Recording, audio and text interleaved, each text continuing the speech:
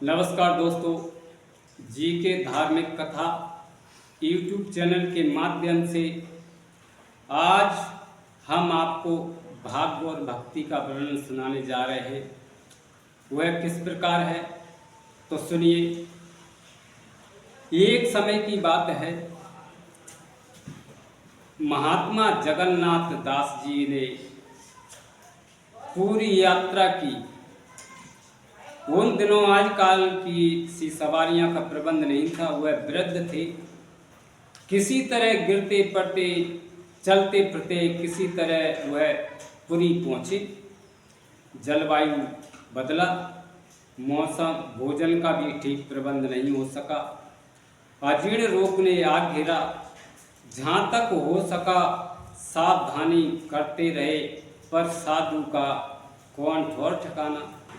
जो मिला उससे उधर पूर्ति कर ली। जिसने आदर सहित बुलाया उसी की भिक्षा ग्रहण कर ली। कभी मंदिर से प्रसाद पा लिया। कुछ दिन पीछे ही उनको दस्त लगने लगे। जब साधारण स्थिति रही, सहन करते रहे। बाद में रोग बढ़ जाने पर समुद्र के किनारे चले गए और वहीं एकांत में पड़े रहे। दस्त में कमजोरी आती ही है। बूढ़े थे, बेहोश हो गए। कपड़ों में ही मलमूत्र करने लगे।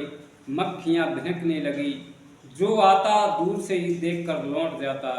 कोई पूछने वाला नहीं था कि यह मरने वाला कौन है, कहाँ से आया है, इसको औषधि की भी आवश्यकता है या नहीं। महात्मा जगन्नाथ दास जी की ऐसी दीन दशा देखकर प्रभु जगन्नाथ को दया आई। भगवान जगन्नाथ 10 वर्ष के बालक का रूप धारण कर अपने भक्त के समीप पहुँचे। उसके कपड़े बदले, उनको अपने कर कमलों से शौच कराया। मलमूत्र के वस्त्रों को ले जाकर समुद्र में धोया, धूप में सुखाया। जब तक वह कपड़े भी खराब हो गए, अब उन्हें फिर से बदला, धोया और सुखाया। कई दिन व्यतीत हो गए। जगन्नाथ दास को कुछ खबर नहीं कि मेरी सेवा कौन कर रहा है। जगन्नाथ जी को कुछ होश आया। आंखें खुली तो देखा एक बालक सब तरह की सेवा कर रहा है। उठने बोलने की सामर्थ्य नहीं थी। चुप रह गए और मन ही मन में उसकी प्रशंसा करने लगे और उसे धन्यवाद देने लगे। 2-3 दिन और ऐसे ही कटे। अब शरीर में कुछ बल आया। महात्मा जगन्नाथ दास जी उठे, सहारे से घिसटते जल तक पहुँचे, स्नान किया। शुद्ध धुले हुए वस्त्र जो लड़के ने पहले से ही तैयार कर रखे थे बदले। भजन और नित्य कर्म की सामर्थ्य नहीं रही। एक शुद्ध स्थान पर सघन वृक्ष तले आकर लेट गए। बच्चा कहीं से जलपान ले आया, वह खाया और आराम करने लगे। ऐसे ही कई दिन और बीते।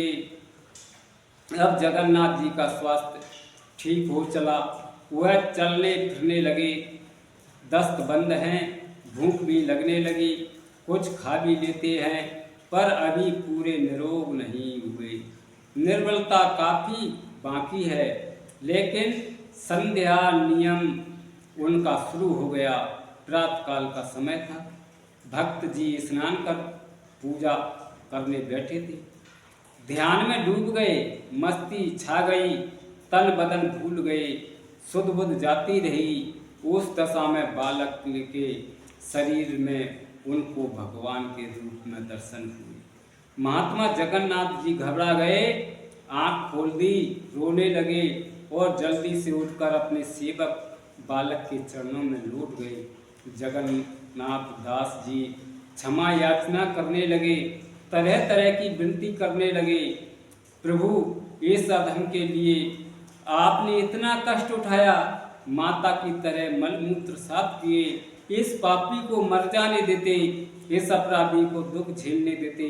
यह दुष्ट इसी योग्य था कि इसे दंड मिलता। आपने क्यों इतनी दया की, क्यों इसकी खबर ली। अब इसका प्रायश्चित मैं कैसे करूं, इसका बदला मैं कैसे चुकाऊं। किन शब्दों में आपकी विनती करूं? मैं कर्तव्य विमूढ़ हो रहा हूं, क्या करूं? कुछ समझ में नहीं आ रहा है। हे जगतपति, क्षमा करो, क्षमा करो।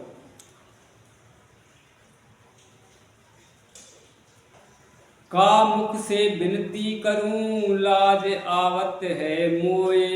तुम देखत अब गुण किए, कैसे भाऊं तोए। हे हरि, आप सर्वशक्तिमान हैं, सर्व सामर्थ्यवान हैं, सर्वोपरि हैं। आप चाहें तो दूर रहते हुए भी इस व्यथा को दूर कर सकते थे। आप वैकुंठ में बैठे हुए ही एक दृष्टि से इस विपदा को काट सकते थे। यहाँ क्यों पधारे? क्यों इस दास के लिए इतना चिंता की? प्रभु बोले, हम भक्तन के भक्त, हमारे प्यारे जगन्नाथ, मुझसे भक्तों के दुख नहीं देखे जाते, मुझसे उनकी विपत्तियां नहीं सही जाती। मैं भक्तों को सुख देने के लिए सर्वदा तैयार रहता हूँ। मैं उनके लिए सब कुछ कर सकता हूँ। इसमें मुझको आनंद आता है। ऐसा करते हुए मुझे खुशी होती है। मैं भक्तों के दुख दूर किसी स्थान पर नहीं रहता, मैं सदा उनके समीप ही रहता हूँ, उनके स्थान में ही चक्कर लगाया करता हूँ। तेरा कष्ट मुझसे सहन नहीं हो सका। मैंने प्रकट हो तुझे आराम पहुँचाने की कोशिश की। इसमें कोई बड़ा काम मैंने नहीं किया, केवल अपने कर्तव्य का पालन किया है। भगवान ने आगे कहा, प्रेम सब कुछ करा लेता है। तू मुझे प्यारा है, इसलिए मैंने ऐसा किया है। इसके लिए तू किसी भी प्रकार की चिंता मत कर, हृदय में क्षोभित मत हो। हाँ, एक बात जो तूने कही कि वहाँ बैठे हुए ही इस रोग को दूर कर सकते थे, सो हे भ्राता, ये मेरे अधिकार से बाहर की बात है। प्रारब्ध का भोग अवश्य भोगना पड़ता है, कर्म बिना नहीं भोगे नहीं करता। यह प्रकृति का नियम है, मैं इसमें कुछ नहीं कर सकता। प्राणी जो कुछ सुख दुख उठाता है, कर्मानुसार ही उसे मिलता है। जगत में कर्म ही प्रधान हैं। हाँ, जो भजन करने वाले हैं, जो निरंतर सच्चे हृदय से मेरी भक्ति में रत रहने वाले हैं, उनके कष्टों को मैं कुछ हल्का और सुलभ कर देता हूँ। कठिन विपत्ति के समय अपने सेवकों की मैं सहायता कर देता हूँ। यही मेरी दया है। कर्मों को बिना भोगे आत्मा शुद्ध नहीं होती। संस्कार आत्मा के ऊपर लिपटे रहते हैं और पर्दा बन के प्राणी को मुझसे दूर किए रहते हैं। कर्मों को भोगने के यह अवतरण हट जाते हैं, मैं उन्हें समीप ही दिखाई देने लगता हूँ। फिर ऐसा निर्बल चित्त वाले भक्त में और मुझ में भेद नहीं रहता। वह मेरे हो जाते हैं और मैं उनका हो जाता हूँ। ऐसा उपदेश देकर भगवान अंतर ध्यान हो गए। इसके बाद महात्मा जगन्नाथ जी का आगे का जीवन कैसे कटा, कहाँ रहे, इससे ना कोई संबंध है और ना हमको कोई मालूम है। पर यह कथा 3 बातों का सबक हमें दे रही है। पहली बात, कर्म के भोग को परमात्मा भी नहीं टाल सकता, वह भोग कर ही कर सकता है। उसका भोगना अपने लिए ही लाभदायक होता है। बिना भोगे तो आवरण हटते हैं, न संस्कार क्षय होते हैं और न हृदय शुद्ध व निर्बल बनता है। कठोर हृदय भजन के योग्य नहीं होता, नरम हृदय आदमी की ही दौलत का हकदार होता है। दूसरी बात सुनो, मूर्ख और दुष्ट प्रकृति के मनुष्य विपत्ति के समय ईश्वर को कोसते हैं, उसे गालियां देते हैं, पर यह नहीं सोचते कि यह उन्हीं के लिए किए हुए कर्मों का फल उन्हें मिल रहा है।